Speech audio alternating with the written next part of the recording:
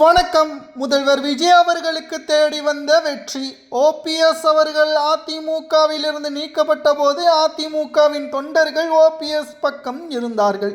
ஆனால் திமுகவிற்கு ஆதரவாக அவர்கள் திமுகவில் இணையவில்லை. தற்பொழுது விஜய் அவர்களது அரசியல் செயல்பாடுகள் முன்னாள் முதல்வர் எம்ஜிஆர் அவர்கள் போலவே இருப்பதாக கூறி திமுகவில் இருந்த நிர்வாகிகளும் சரி, அதிமுகவில் இருந்த தொண்டர்களும் சரி, தற்பொழுது தாவேகாவை நோக்கி செல்கிறார்கள்.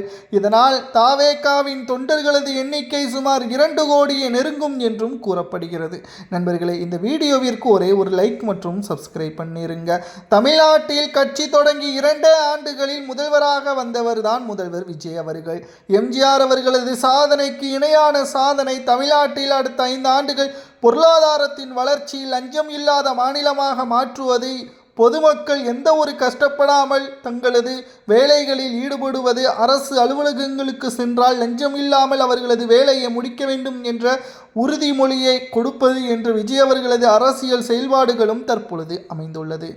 அதே சமயம் அதிமுகவில் இருக்கக்கூடிய பொதுச்செயலாளர் எடப்பாடி பழனிசாமி அவர்களது செயல்பாடுகள் சரியில்லாத காரணத்தினால் மக்கள் அனைவரும் எடப்பாடி பழனிசாமி அவர்களை வேண்டாம் என்று கூறுகின்ற காரணத்தினாலும் எடப்பாடி பழனிசாமி அவர்களது செயல்பாடுகள் அதிமுகவில் புறக்கணிக்கக்கூடிய வகையில் அமைந்துவிட்டது. மக்களும் அதிமுகவின் தொண்டர்களும் தற்பொழுது எடப்பாடி இல்லாத ஒரு அதிமுகவை உருவாக்குவதற்கான முயற்சிகளை மேற்கொண்டனர். ஆனால் தோல்வியில் முடிந்தது. இதனால் வேறு வழி இல்லாமல் தற்பொழுது தாவேகாவின் பக்கம் அதிமுகவின் தொண்டர்கள் கூட்டமாக செங்கோட்டையன் அவர்களது தலைமையில் இணைய ஏற்பாடுகளை செய்யப்பட்டுள்ளது. வருகின்ற 24ஆம் தேதி சுமார் 50,000 அதிமுகவின் தொண்டர்கள் ஒரே கட்டமாக செங்கோட்டையன் தலைமையில் தென் மாவட்ட தொண்டர்கள் இணைய திட்டமிட்டிருக்கிறார்கள். இது நடந்துவிட்டால் நிச்சயம் அது முதல்வர் விஜய் அவர்களுக்கு தேடி வந்த வெற்றியாகவும் பார்க்கப்படும்.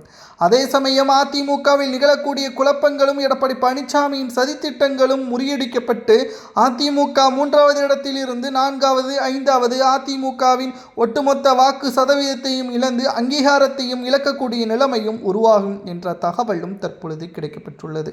இதிலிருந்து பாதுகாக்க வேண்டும் என்றால் முதலில் அதிமுகவின் தலைமையை மாற்ற வேண்டும். இல்லை என்றால் தாவேகாவில் இணைந்து கூட்டணி வைக்க வேண்டும். இது இரண்டையும் செயல்படாத காரணத்தினால் தான் தற்பொழுது அதிமுகவின் சிட்டிங் எம்எல்ஏக்களை ராஜினாமா செய்து தாவேகாவில் இணைந்தனர். அதேபோல தொண்டர்களும் தற்பொழுது 50,000 பேர் ஒரே கட்டமாக தாவேகாவில் இணைந்தால் அது விஜய் அவர்களுக்கு அதிர்ஷ்டமும் எடப்பாடி பழனிசாமி அவர்களுக்கு மிகப்பெரிய அவமானமாகவும் பார்க்கப்படும். இது மட்டும் நடந்துவிட்டால் அதிமுகவின் எதிர்காலம் என்ன என்பதை உண்மையான அதிமுகவின் தொண்டர்களாகிய உங்களது கருத்துக்களை கமெண்ட் வாயிலாக கூறுங்கள். இது போன்ற அரசியல் செய்திகளை தெரிந்து கொண்ட ஒரே ஒரு லைக் மற்றும் சப்ஸ்கிரைப் பண்ணுங்க. விஜய் அவர்களுக்கு தேடி வந்த வெற்றியாக பார்க்கப்படுவதை பற்றியும் கமெண்ட் வாயிலாக கூறுங்கள். நன்றி, வணக்கம்.